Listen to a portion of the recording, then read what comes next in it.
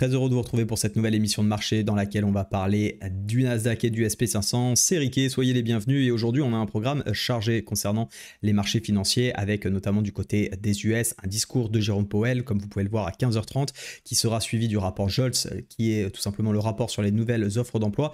Et pourquoi c'est important? Parce que ça va nous permettre, et surtout au marché plus exactement, d'avoir une vision peut-être plus claire, en tout cas de pouvoir interpréter les éléments qui nous seront donnés pour avoir un visu sur tout simplement la future prise de position de la Fed concernant sa politique monétaire. Juste avant de parcourir les indices, je voulais également vous ramener sur et vous présenter plus exactement sur mon canal Telegram qui, je vous le rappelle, est totalement gratuit, que vous pouvez rejoindre pour vous parler d'un nouveau partenariat que je viens de conclure avec la plateforme XTB.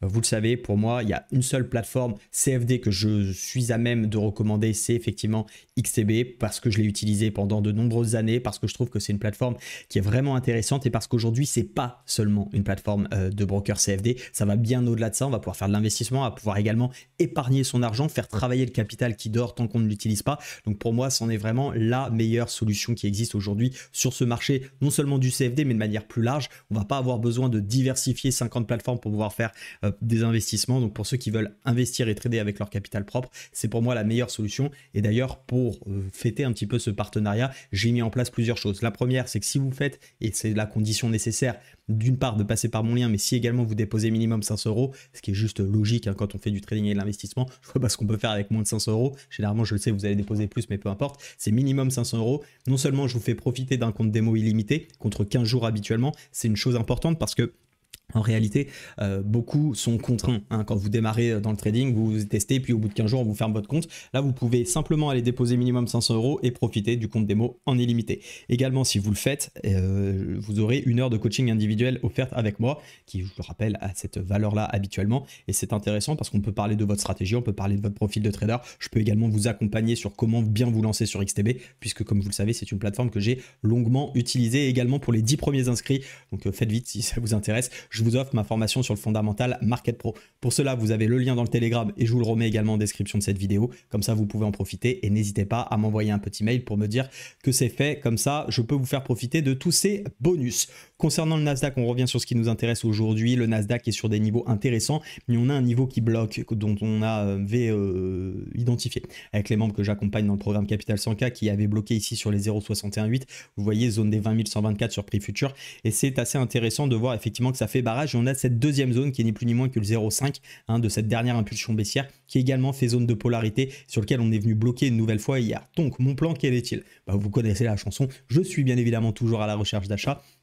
Et la grosse zone qui m'intéresse, c'est tout simplement de revenir ici sur les 19 726. C'est les derniers points bas, c'est la zone effectivement de support. Et si on arrive à trouver un petit signal acheteur, alors je rachèterai ce support avec objectif pour aujourd'hui, pourquoi pas, de venir travailler soit, on va se mettre en daily, en 1 heure, pardonnez-moi, soit des niveaux de points pivot. Vous voyez qu'on a le S2 également, s'il y a une forte volatilité, pourquoi pas venir chercher un achat dans cette zone et venir rebondir de 50% par exemple de la dernière impulsion baissière. Pourquoi pas aller chercher en fonction aussi des risques ratios qu'on pourra avoir la petite zone des 19 778, hein, venir retravailler aussi ce dernier point bas ici. Ça peut être vraiment très intéressant, voire bien évidemment en cas de rebond plus puissant. Alors là, il faudrait qu'on ait de la volatilité assez extrême, revenir sur les 0,5. Je vous rappelle qu'on a également des news importantes qui viendront vendredi avec les NFP et que jeudi, c'est férié. Donc attention malgré tout à pas chercher des objectifs en day trading qui vont être trop larges et plutôt jouer vraiment des grosses zones avec des effets de rebond qui peuvent être assez intéressants dans bien évidemment vos perspectives de trading et vos stratégies. Maintenant, si on décide de partir à la hausse, alors j'identifierai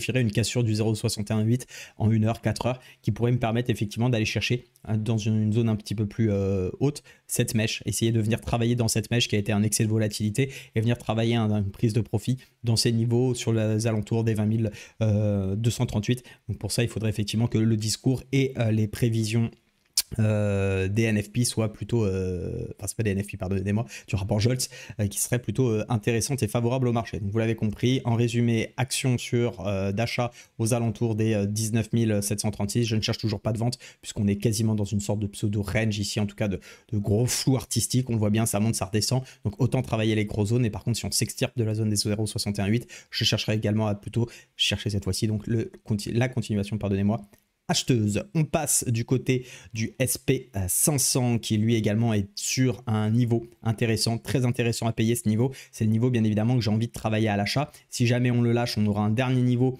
acheteur sur lequel on pourrait effectivement jouer un petit rebond court terme parce qu'on pourrait, ici vous le voyez bien, avoir une sorte de zone de distribution, donc essayer de jouer un rebond si on a une impulsion baissière. Je ne suis pas fan de vendre là-dedans parce qu'encore une fois, on reste dans une dynamique qui est pour moi très haussière, même si ça s'entend complètement de shorter ce double top. Là, c'est à vous de savoir si vous voulez prendre du contre-tendance ou pas. Pour moi, on peut avoir des risques ici de fausses cassures, donc j'attendrai bien évidemment des vraies cassures pour pouvoir éventuellement shorter, même si je vous l'ai dit, je reste dans une dynamique acheteuse, donc je cherche des achats sur ces zones, et si on arrive à tenir ici cette zone et avoir un joli rebond, un joli signal d'achat dans mes méthodes, et bien ce que j'ai cherché comme objectif, c'est tout simplement la moitié de ce pseudo range qui me paraît déjà être quelque chose de cohérent sur les 5549, sous réserve qu'on arrive à trouver une opportunité d'achat, parce qu'on le sait, avec les news ça peut partir très vite, et dans ce cas là il faut juste être calme, patient, et on prendra un trade plus tard. C'est pas grave, on est 2 juillet, tout va bien, les marchés pardonnez-moi, seront là demain, donc on respire, on prend de la hauteur et surtout on ne se précipite pas. Voilà pour cette petite revue de marché aujourd'hui sur les indices américains. Je vous souhaite une excellente journée. N'hésitez pas à vous inscrire sur XTB comme je vous disais. Et je vous dis à très vite pour une nouvelle émission. Soyez prudents. Ciao.